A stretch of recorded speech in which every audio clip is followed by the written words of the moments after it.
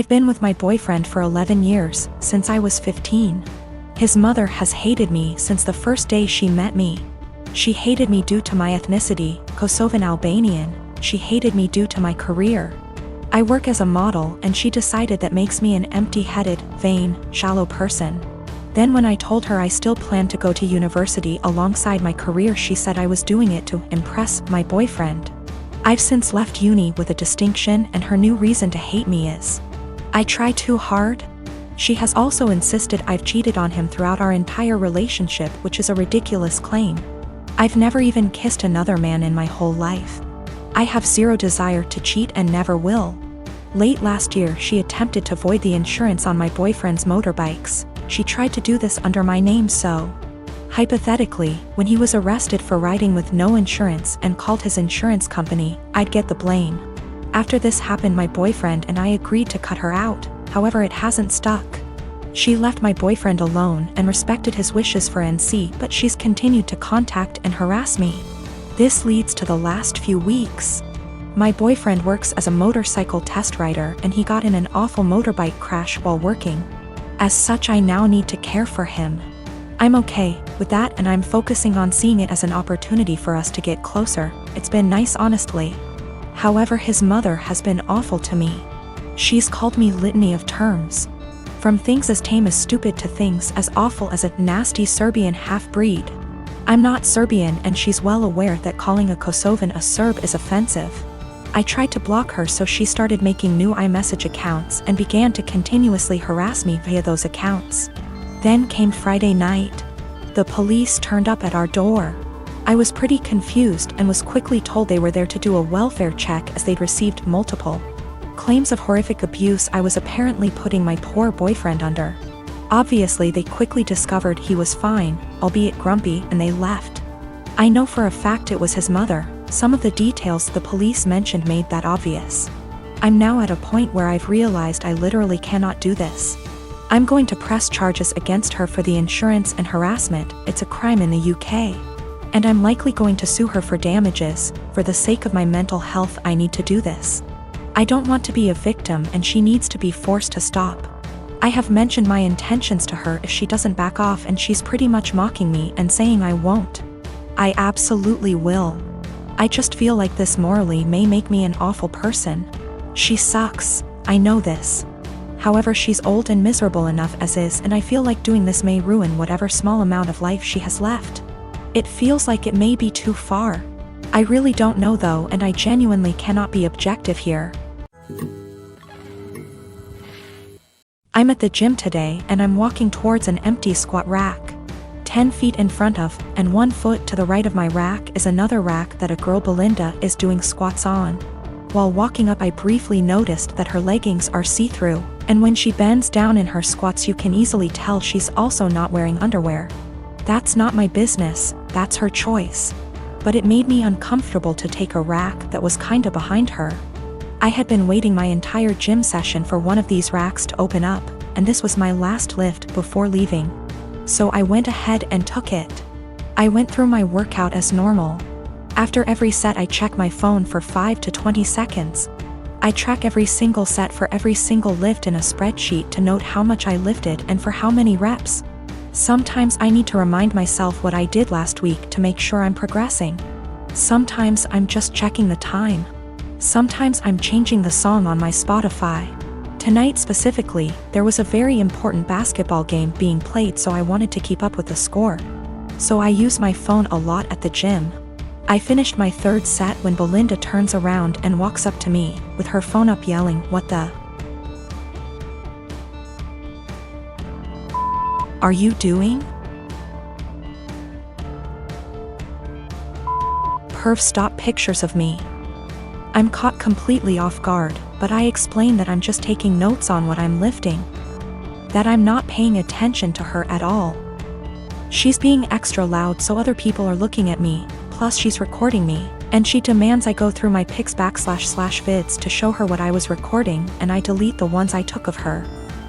I try to again explain I didn't record anything of her at all. She's yelling that if I have nothing to hide I should have no problem showing her, so I insist on going to gym management. Once at the front we both explain our stories. She's still recording. The normal gym attendee asks me if I'm willing to show her, a neutral third party, my pics / vids. She also says if I have nothing to hide it's not a big deal and we can squash it right now. I refuse. I have my own uncensored pics in there plus those of my GF. I'm not gonna let anyone force me to show them for some bullshit. I do show her my spreadsheet which shows it's been revised over 15 times in the past 50 minutes. So that proves what I was using my phone for. That was received well, but they still expected me to prove my innocence. I told them they need to review the cameras. Apparently only the manager has access to them, so I was told he'd call me before the end of the night, in about an hour.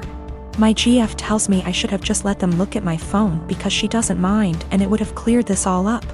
But I mind. I get that someone wouldn't want someone taking pics of them. But violating my privacy to prove I wasn't taking pics of you crosses a line for me. Just talked to the manager. He checked the footage. He couldn't see what was on my screen in the footage. But he said it looks like I had my phone pointed towards the ground right in front of me the whole time. In his opinion, not high enough to even take a pic of her, and never angled in her direction.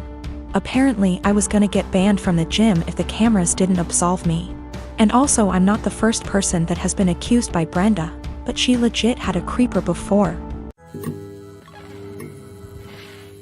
I am a 36 years old female, and I have always been into jewelry. I used to own a variety of jewelry sets, but due to unfortunate circumstances, most of them had to go so I could afford rent after I lost my job. My husband never got lucky to land a job since 2013. Thankfully now I have a stable job that gets us by from month to month.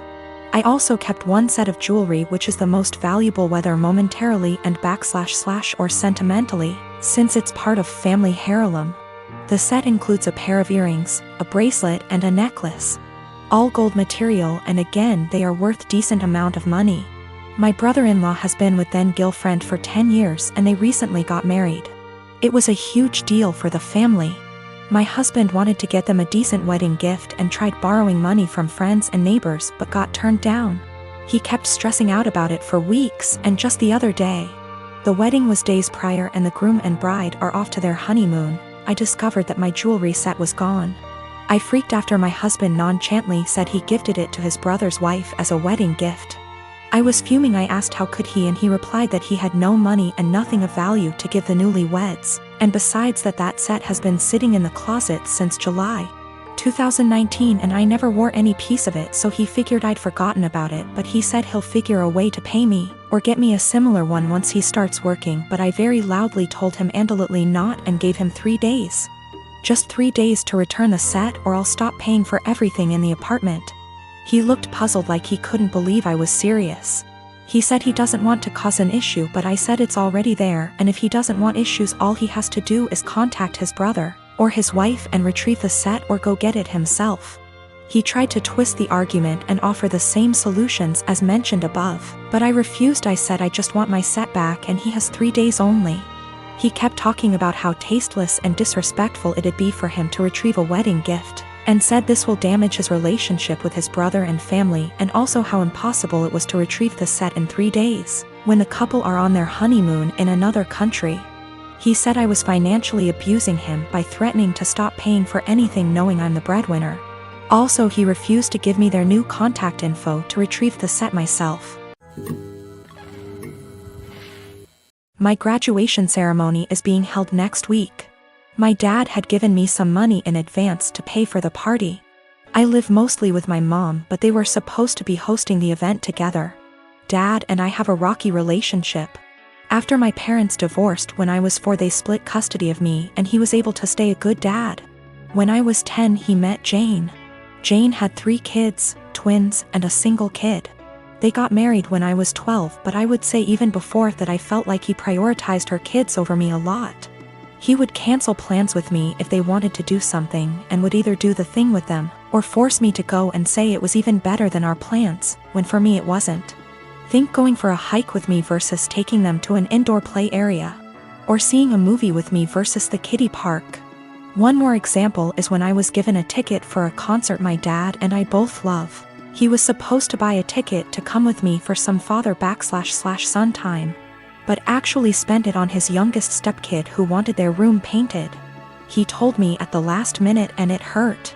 There are other times stuff like this happened.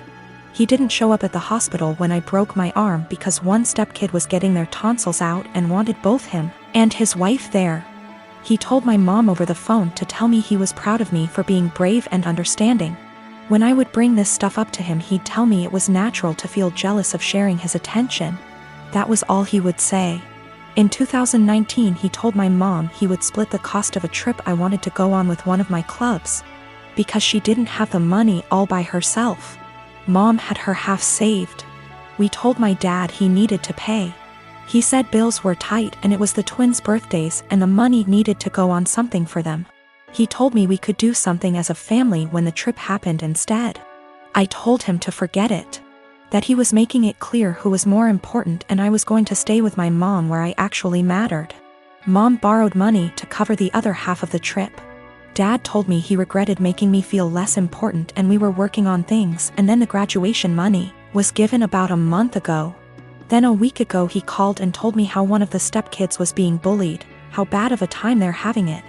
And with that money they could help cheer them up for their birthday. I was pissed. I hung up. Then 2 days later I showed up at his doorstep, gave him the money and told him I didn't want to see him or his new family at my graduation, and that he had chosen who was more important, so he better stay out of my life. His stepkids and 2 younger bio kids were there. I didn't stick around. He called and told me we needed to talk it out like adults, and that I had hurt the kids' feelings. His wife freaked out on me, so I blocked her,